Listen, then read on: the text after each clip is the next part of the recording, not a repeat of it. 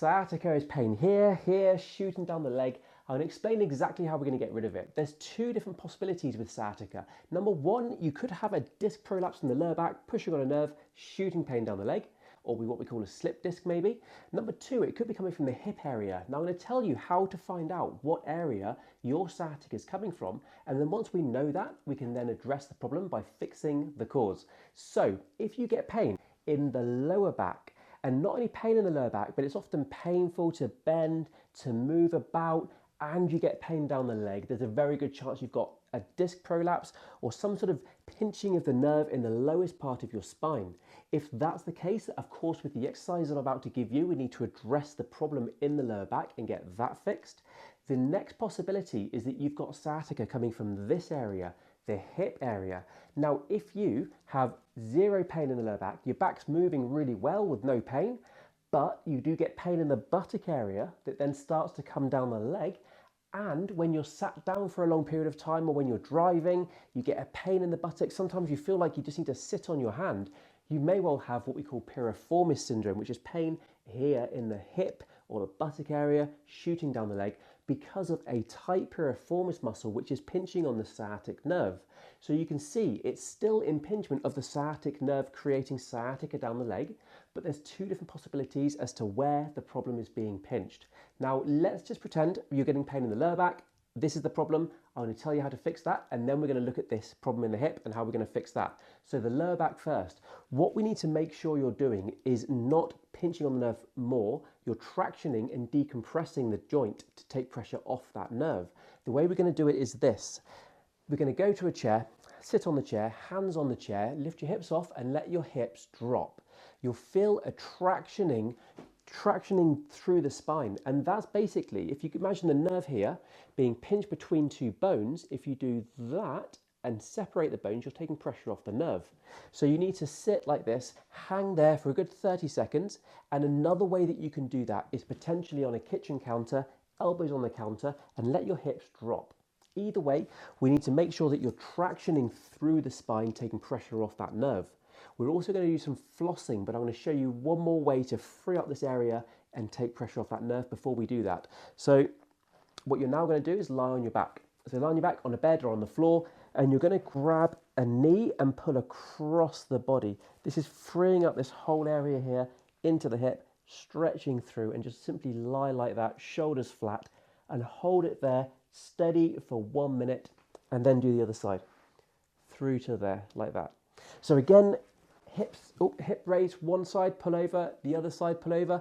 What that's doing is it's creating more freedom of movement through this lowest part of the spine, which again is going to take pressure off those nerves, which is exactly what we want.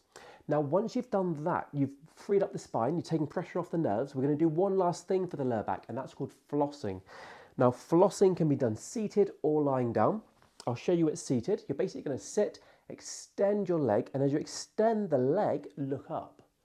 And then bend the leg and look down. Extend the leg, look up. Now what this is doing, it's moving the nerve backwards and forwards at that pinch spot, because if basically the nerve will run all the way up through here into the lower back, and of course it's connected to the spinal cord. Now if you look up, you're bringing the spinal cord down, and if you extend the leg, you're bringing it through this way. So effectively we're bringing the nerve in and out, which flosses it, that's what's called flossing, against that pinch spot. So rather than it being pinched and you leaving it there, what you're doing is you're trying to move this nerve at that pinch spot to free it up and take pressure off the nerve. That's a great way of doing it. Do the flossing for about 40-50 repetitions, so quite repetitive, all through there. It might increase a bit of pain down the leg, but try and persist with it. And that's the flossing. The knee hugs, 30 seconds both sides, 3 times a day. This hanging, we're going to do 30 seconds to a minute on the kitchen counter or a chair, and do that one 30 seconds to a minute 3 times a day. So that's how we're going to fix sciatica from the lower back. As I said previously, if you get pain in the hip area, but not the back, and it's in there and it's painful when you're sat, when you're driving, you may well have piriformis syndrome, a tight piriformis muscle which is pinching on that sciatic nerve, sending pain down the leg. Let's fix that now. So we're going to do 2 things for this. Number 1 is we're going to do a simple stretch. You're going to bring the foot up to here and let that knee drop. So the knee drops with this one. And then you lean yourself forwards, and that is stretching deep in that area there, straight on that piriformis muscle. Just pause there about a minute and do that one 3-4 times a day again, stretching through. You can do that one also on your back in this position. So from there and then reach through, grab and pull up, similar thing. You're just stretching that muscle. Remember, it's not a knee hug, it's this one, which you can probably find on Google, figure of 4 stretch. That's stretching out the piriformis muscle, which goes from the tip of the hip to there and pinches on that sciatic nerve. Once you've done that, I want you to then do some deep inhibition on this area to release off that tight piriformis muscle. The way you're going to do this is you're going to go onto the floor or a chair, get a tennis ball or a little soft cricket ball or any sort of ball that's soft, place it on the floor and sit on it. So you're going to move over, find the really, really sore spot. You're sat on the ball, remember? Hold it there. You hold it very, very still, and then you feel the pain dropping down. You move to a new spot. You might even feel an increased bit of pain down the leg as you do this because you're pressing where that nerve's being pinched, but you're on the muscle, the tight muscle that's pinching on the nerve. Find the hot spot, keep pressure on it, hold it there very still, and you feel the pain dropping down again. It's as easy as that. We're going to be basically sitting on the ball. You can do it on the floor, you can do it sat on a chair. Another way potentially is place the ball on a wall and just lean into the wall.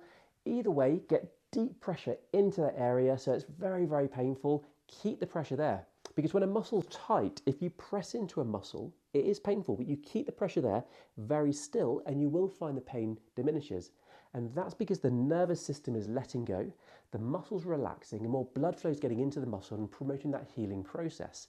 That will take pressure off that sciatic nerve, less pain down the leg. So, you happy with that? We've got how to sort the back out to take pressure off the nerve. We've got how to sort the hip area and piriformis out to take pressure off the nerve.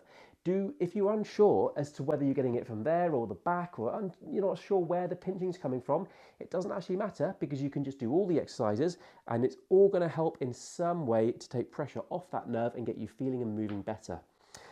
If you want more sciatica help, comment on this video or go and watch my other sciatica videos. There's lots and lots of sciatica videos there to help you.